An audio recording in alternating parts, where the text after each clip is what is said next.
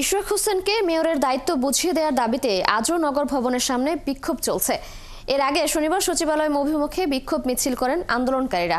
সেখানে আছেন সহকর্মী মনির মিলাত, আরো খবর নিয়ে যোগ দিচ্ছেন আমাদের সাথে। মনির, বিক্ষোভকারীরা আজ কি কর্মসূচি পালন করবেন এবং এরপর নতুন আর কোনো কর্মসূচি দেওয়া হবে কিনা সে বিষয়ে কি বলছেন তারা? দেখুন, গতকালের মতো আজও ইশরাক হোসেনকে মেয়র হিসেবে শপথ করানোর দাবিতে ঢাকাবাসীর ব্যানারে বিক্ষোভ শুরু হয়েছে। আমরা দেখছি যে সকাল 9:45 থেকে মূলত ঢাকার বিভিন্ন জায়গা থেকে খণ্ড খণ্ড মিছিল নিয়ে ইশরাক হোসেনের যারা সমর্থক এবং একই সাথে যারা বাসিন্দা রয়েছেন তারা ঢাকা দক্ষিণ সিটি কর্পোরেশনের যে নগর ভবন রয়েছে সেই নগর ভবনের সামনে তারা জড়ো হয়েছেন এবং নগর ভবনের একেবারে প্রধান যে গেট যেটি রয়েছে, মূল গেট রয়েছে, সেই মূল গেটের সামনে তারা অবস্থান নিয়ে এই মুহূর্তে বিক্ষোভ করছেন এবং তাদের দাবিটি একেবারে পরিষ্কার।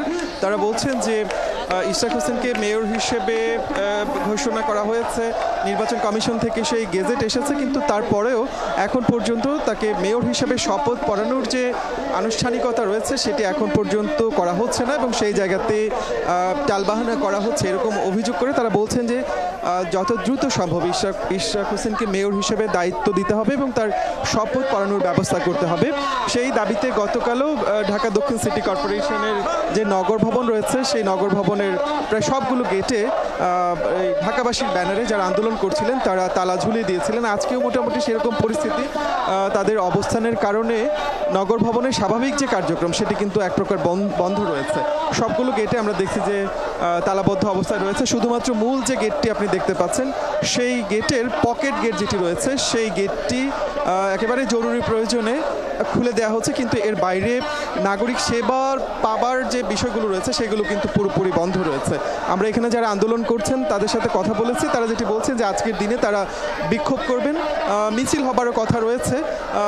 তারা অপেক্ষা করছেন যে আরও লোকজন জড়ো হবার পর হয়তো তারা সেই মিছিলটি করবেন এবং তারা বলছেন যতক্ষণ পর্যন্ত এই ইস্যুর সুরাহা না হচ্ছে ততক্ষণ পর্যন্ত তারা আন্দোলন চালিয়ে যাবেন। আর একটি ব্যাপার খুবই লক্ষণীয় আমার কাছে মনে হচ্ছে যে এখানে মাইকে যে স্লোগান দেওয়া হচ্ছে তারা পরিষ্কার করে দুটি দাবি করছে। প্রথমত ইশরাক হোসেনকে মেয়র হিসেবে শপথ পড়ানোর পাশাপাশি স্থানীয় সরকার উপদেষ্টা আসিফ মাহমুদ সজীব ভুঁইয়ার পদত্যাগ তারা দাবি করছেন। তারা যেটি বলছেন যে ইশরাক হোসেনকে মেয়র হিসেবে শপথ পড়ানোর ক্ষেত্রে অর্থাৎ তাকে মেয়র হিসেবে দায়িত্ব দেবার ক্ষেত্রে এক ধরনের এখানে অস্পষ্টতা রাখা হচ্ছে এবং টালবাহানা করা হচ্ছে এবং সেই জায়গাতে তারা স্থানীয় সরকার উপদেষ্টাকে দায়ী করছেন, যে কারণে তার পদত্যাগ দাবি করছেন। সেই বিক্ষোভ এখন পর্যন্ত চলছে। আমরা দেখছি যে তাদের অবস্থানের কারণে একদিকে যেমন নগর ভবনের স্বাভাবিক কার্যক্রম বন্ধ রয়েছে, তার পাশাপাশি গুলিস্তান মাজার গেট থেকে শুরু করে আপনার ফুলবাড়িয়া পর্যন্ত যে সড়ক রয়েছে সেই সড়কের দুই পাশে যান চলাচল পুরোপুরি বন্ধ রয়েছে। এখন দেখার বিষয় যে বিক্ষোভ কতক্ষণ চলে এবং কতক্ষণ ধরে আসলে এই পরিস্থিতিতে যারা থাকে।